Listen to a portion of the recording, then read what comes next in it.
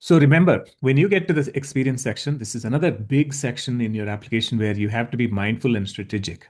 And you also have to read the manual before you complete the application. Please remember, do not forget to reviewing the manual or the application user application PDF, and also understanding what those sentences mean. It's easy to read, but hard to interpret it in the right way. So make sure you are interpreting it in the right way before you fill in those applications. So selected experiences should help communicate who you are as an applicant. That's number one. Qualities, skills. Qualities is one part. Skills and interests are other parts. So you really have to understand what do they mean by qualities? What do they mean by skills? What do they mean by interests? You will bring the graduate medical education program, your motivation and passion. Be authentic and honest to help ensure that program directors can effectively evaluate whether you will thrive in their programs or not. So it's easy to say, oh, I am excellent in receiving feedback. And in your background, you're constantly fighting with the world every day. That's not openness to feedback. Let's say you are an excellent innovator and you've never innovated anything. It's not innovation, or that's not a sign of an innovator. So you really have to be mindful when you try to display yourself. So look into yourselves and identify your true strengths and passions. You will find them.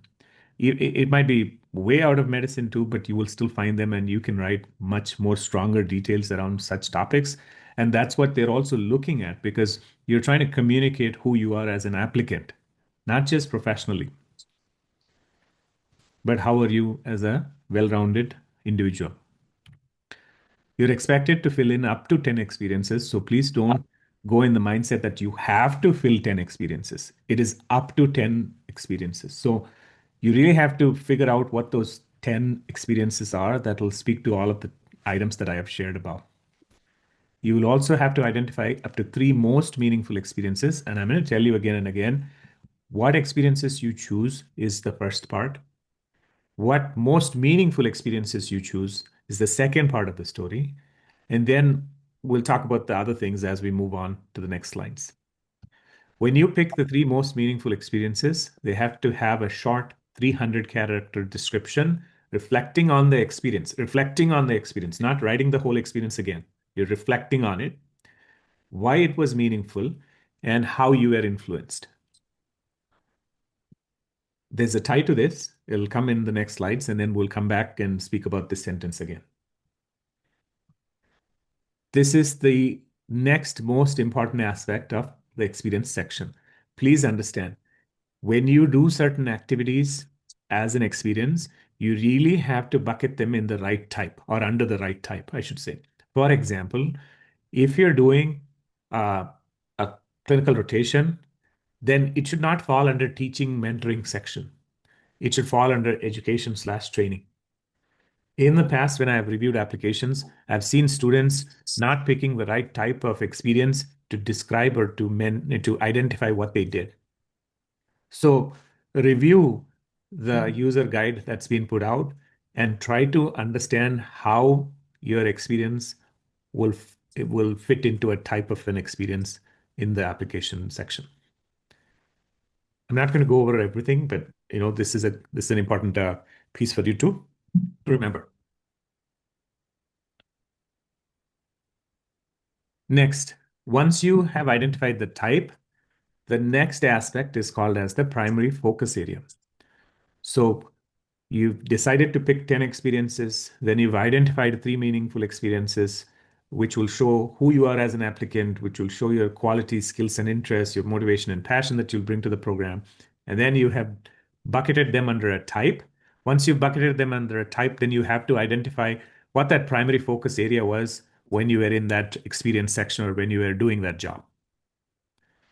So it could be either clinical or translational science. So for example, if you're doing a clinical rotation, my thoughts are that it would fall under the clinical/translational science bucket. I don't see any other bucket that you can put it under. So for example, when you think basic sciences, it's talking about basic sciences stuff that you would have done if it was under that experience. If you think of, uh, let's say I'll tell you, uh, I can take an example. Let's say Dr. Kalyan on the call, he is teaching as a faculty in the Caribbean. So his experience would be teaching slash mentoring, or it could also be work, which is paid clinical, non-clinical, business, or entrepreneurial experiences. I can't think of any other way to reflect this experience type. Yes, Then, doctor. what do you think, Kalyan? Yes, doctor. You are right. So, So then, when you add the primary focus area, then you will have to define that. So it could be, you know, think about it. There's one more primary focus area section that's here. It's called medical education. You see the top one? Formal instruction to others, tutoring medical students, developing health-related curriculum, conducting research within admission, students' affairs, or educational interventions. So that is the primary focus area that you would pick. So this is very important. After you've chosen the 10 experiences, three meaningful, you've assigned a type, you have assigned a primary focus area. The next step is what's that key characteristic that you want to highlight around that experience? Choose the most important characteristic that you've demonstrated or developed. See, that's what they're trying to figure out. What did you demonstrate or what did you develop? Right? That's the buzzword there. It's not about what the program is about. It's about what did you gain as a key characteristic from that experience. Programs understand that more than one key characteristic may apply to your experience. However, they would hope that you would identify at least one important one that you have demonstrated or developed.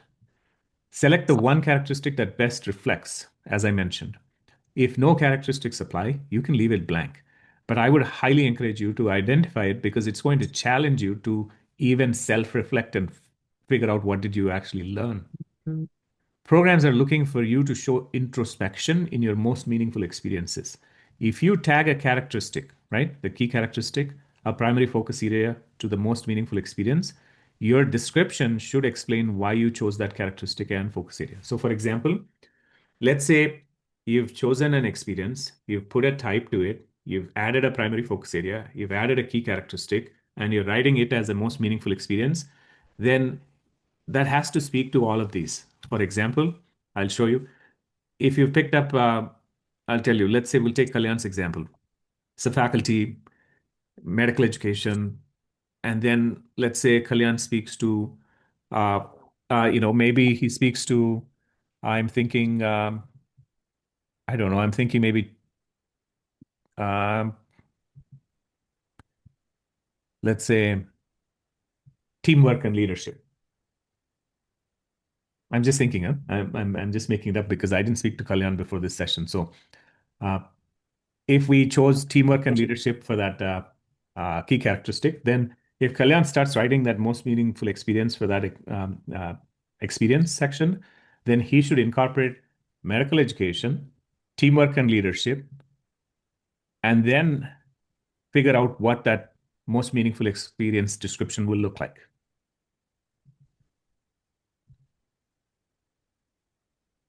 Questions? So we have a question by Sarika. Good morning, Dr. Manuru. Mhm. If I am applying to a bunch of program from certain set of division, but I did not signal them, but I signal to a program which is not in that division, but I have highest chances getting there. So which geographical preference I need to opt for? Or else is it better to opt for no preference in this case? Thank you. It's your decision, but one thing I can tell you is geographical preferences, signals, they're all line items when programs look to figure out who they should extend an interview to or who they should finalize on that rank order list. So if there's an alignment of geographical preference and signaling, then you have more line items on that checklist that'll be in your favor. Now, if you are deviating for a reason and you have high chances, it's not wrong. I don't think it'd be something that's going to hurt you. Now, when I have to answer your final question about, should I just leave the geographical preference choice completely out? You sure can. If you really don't have strong ties to geographical area, you would be better off saying, I don't have preference because I'm an international medical graduate. I don't have strong family ties around any geographical area. I'm looking for uh, an, a residency program where I would be a good fit and it would be a good fit for me, or something like that. Because you can pick, but then they will know. If you don't have the substance in that statement, then it's just going to go for a waste.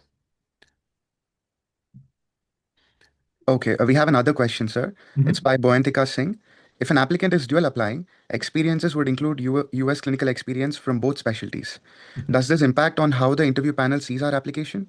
No, as long as you're genuinely stating that you have a dual program interest, like med peds, med psych, or whatever, they will understand.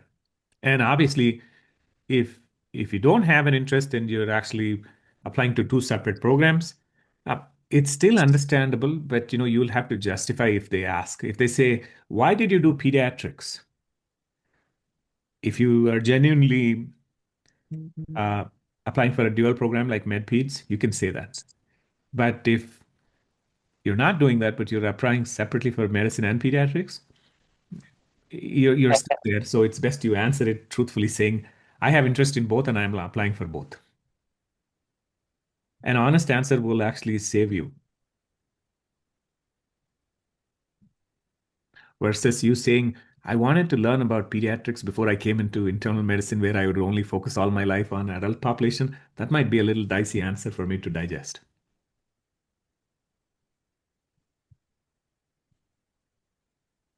Any questions? Dr. Manoru, can you please elaborate about cultural humility and awareness and ethical responsibility and ingenuity and innovation? So, Kalyan, it will depend on what experience we're talking about. So, let us say you were on a clinical rotation in an extremely underserved area, and you got a perspective of that, and you engaged in interactions with patients that changed how you were approaching people in the past, or that probably gave you a new understanding and awareness on how to act on such situations or how to engage with such populations. That's something that you can call out as saying cultural humility and awareness, right? That's Okay. number one. Second, ethical responsibility. Let us say there was a case in a clinical rotation where you saw a patient, maybe receiving treatment despite lack of insurance or despite lack of support, and the team acted ethically because they wanted to be just to everyone. That could be something you could call out as ethical responsibility.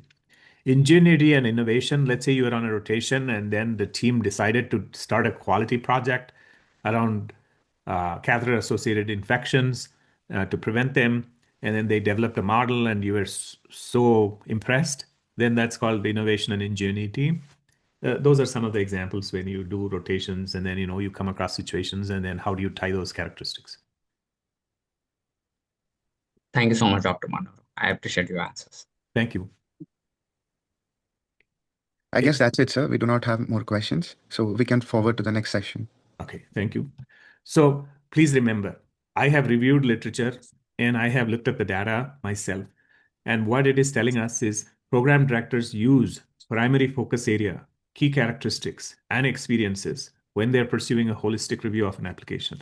So do not make basic mistakes. Number one, understand the experiences should speak about you as an applicant, should speak about your skills, qualities, interests, motivation, and persuasion that you will bring to a program. Next, you are expected to fill up to 10 experiences. Up to. Don't feel pushed, pressured to fill all 10. I'm telling you, people won't have so much time to look at all 10 experiences of 600 applicants or whatever number of applicants that they're reviewing. They want that holistic understanding of you. So if that comes out by you filling only 7, that's okay. But I'm not telling you not to fill 10, but I'm telling you don't feel super pressured to fill all of them just because there are, uh, spots open for you to fill something. Further along, be mindful on what you choose as meaningful experience. Next, understand you have to figure out what's that type you want to call that experience as, and then what's the primary focus area that you think will this experience tie into, and then what's that one key characteristic that you demonstrated or you understood or acquired out of that experience. And then when you're writing that most meaningful experience section, the key characteristic, primary focus area, and what did you get out of it are very important. And there's only a character limit of 300 characters, so you really have to figure out how to write that. Okay, don't make simple mistakes by tying a wrong focus area or putting a wrong type. I've seen students do that. All right. Okay. Next, when we go to the impactful experience section, the experiences described can be from any point of your time. They do not have to be during med school or related to the field of medicine. Remember that point. This question is designed to give applicants the opportunity to provide additional information about their background, additional or life experiences that is not captured elsewhere in the application. This question is intended for applicants who have overcome major challenges and obstacles. Please keep in mind any information that you share in an impactful experience may be discussed during interviews. So if you do write something, it has to be genuine, honest, and you should be open to having a conversation about it during an interview. So if you are not open, then I would encourage you to maybe reconsider your decision because they can be discussed. When you think of impactful experiences, this is not a full list, but this is just a template or probably a direction I would call that you could go off and then extrapolate and see what other things can be inclusive in this list. But when you fill in as most meaningful or impactful experiences, they will be transmitted to all programs, irrespective of one specialty. So if you're applying for peds and medicine and surgery, then these meaningful and impactful experiences sections will go to all of the programs that you've applied. You can't pick separately for peds what those most impactful experiences or meaningful experiences would be versus those separate 3 for surgery and things like that. There's only an option for 3 most meaningful, and all the 3 will go across. So it can get challenging if you're applying to 3 specialties.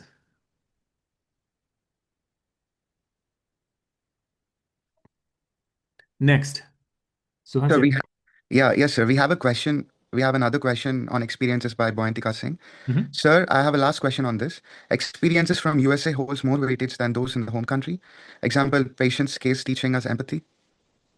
Which one, Suhas? Can you say the last sentence, please? I missed you on that. Patient's case teaching us empathy. Patience, case teaching, and empathy. So, I mean, I think I'll tell you, Zenthia, when you think of experiences section should be a mix of different things. Now, is there more emphasis on US clinical experience versus home country experience? It depends on what you did out in the home country versus what you did in the US. So let's say I have 3 years of home country experience, hands-on, and I've been an attending, and I've done quite a lot of things, supervised, unsupervised, independent, versus I've done 2 months of US clinical experience in John Hopkins uh, without any hands-on experience. It's a hard one, right? That's a hard one to figure out. But I would probably, if I had just that one last uh, experience section, like I filled out all the 9, I would be surprised why you wouldn't fill out John Hopkins among the 9, but let's assume that, you didn't do that. And then we've only had this one slot and you have this 3 years of hands-on experience versus 2 months of Johns Hopkins. I would put my 3 years of home country experience there. Why? Because if you've already filled 9 slots and you didn't think John Hopkins didn't fit in those 9, then it doesn't make sense for you to add that and leave a 3-year experience, because then how will you tie your gap, like from your year of graduation? Right? Does that make sense? So couple of take-home points is it matters that you should have a mix of representation. It matters that you should focus on experiences that have given you the opportunity to have hands-on. It also matters how long those experiences have been. So those are some of the things you should consider when you make those decisions. Did that answer that question, Suhas? Can you check or let me know? Yes, sir. She says, thank you, sir, once again. Okay, thank you. All right, we'll move on to MSP. This is another topic that's been asked of me to discuss. The first thing is the MSP evaluates medical students. You already know all of this. I don't have to repeat all of this, but if you don't know, please take a look at the slides and see if you have any questions on this slide. If not, I can move on to the next slide. Suhas, can I? Before that, we have another question by Nagateja. Sure. Sir, I have a question for you, Dr. Manuru. Basically, I went through a lot in my life while preparing for STEP exams with my health related issues, which caused me to lose some years in my life. Can I describe this as an impactful experience? You sure can. Yes. As long as you're able to explain it appropriately at interviews and also in that section, you sure should explain that. Yeah. That'll speak to your resilience and persistence. Hi, sir. Sir, I have a question for you uh, regarding the experience section. So, if many of us are doing rotations and going to and fro to US and India, and they have done their internships and work somewhere. So, if they have to put work as their experience and combine everything, is that okay to do that in the experience section? Um, Yamini, so are you asking if we could add internship as an experience? No, sir. Work as an experience, and if someone has worked in, for example, different hospitals as a uh, house doctor Yeah, or yeah, something. you should. Can we do that? Because see, it will come under, I'll show you. It'll come under work, number one, right? That's the experience type because it's a paid clinical job. Mm. Number two, it will also come under clinical/diagnostic or translational science section because you are doing clinical work. Number three, it can also come in promoting wellness if you're doing something, but I don't think it'll tie up that well. But I think the first one would be better. Then when you think of key characteristics, you can choose whichever one will tie to that work experience. But uh, the final answer to your question is yes, you should write those. They're important. Okay. Thank you so much for the answer. And you can club them if you want. Perfect. We have another question by Mr. Hamid. Home country residency should be put under which experience type? So home country residency is, at least if I'm understanding this right, is a post-graduation. So you would put it under the education post-graduation section. So we have another question by Ayush. Sir, if we have independently done multiple internal medicine research projects during internship period, irrespective of during internship and internal medicine posting, how would you suggest classifying these experiences? So that's a great question. So let's see, what can we do? So you can use the experience type could be research, right? Then when you go to the primary focus area, you would basically pick, let's see.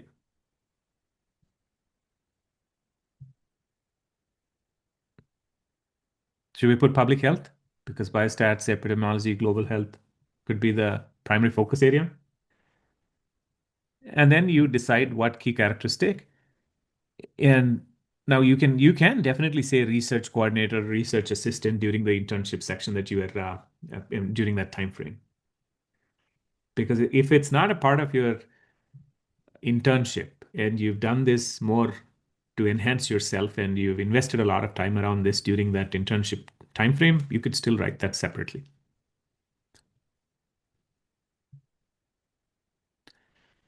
All right, next. There's another question, sir. Sir, but it's a follow-up question by Ayush. Sir, but the position was not given, but done voluntarily. You can definitely write volunteer advocacy, right? There's a type if you look here. Right here, volunteer service advocacy. You could add that too. That's another thing. So the thing is, don't get stuck on whether they are paying you or they have given you a time allocation to do this and stuff like that. You will just have to describe what that work experience was around and how do you want to put it as a type. So don't get too tied up on was it volunteer or not. So you can explain that under that section when you have to write out what those responsibilities are or where. Then you can write, I voluntarily worked on these 3 projects and then we did this and stuff like that. Mhm. Dr. Manuru, I have a question. So how do we describe a hands-on clinical rotation in the experiences section? So it will be under the education training, right? That Mm-hmm. will be the type. Then Mm-hmm. when we go to the primary focus area, it will be clinical translational. Mm-hmm. And then you pick the key characteristic. But when you describe it, that's where you will have to write how many weeks. That'll be your Mm-hmm. starting point. Outpatient or inpatient would be the next point. And then Mm-hmm. you explain, this is what I did under direct supervision, indirect supervision, or under, or independently. So that's where you will explain what that experience was or how did you fulfill those responsibilities. That's where you can talk about the hands-on piece. So, Dr. Manuru, there is another box that needs to be filled. It's called position. We should name our position. So, am I supposed to call myself an observer or an extern when I'm talking about an hands-on clinical experience? So you can elaborate or state yourself in any way you want, Suhas, but you would only use observer for rotations where you just observed. Okay.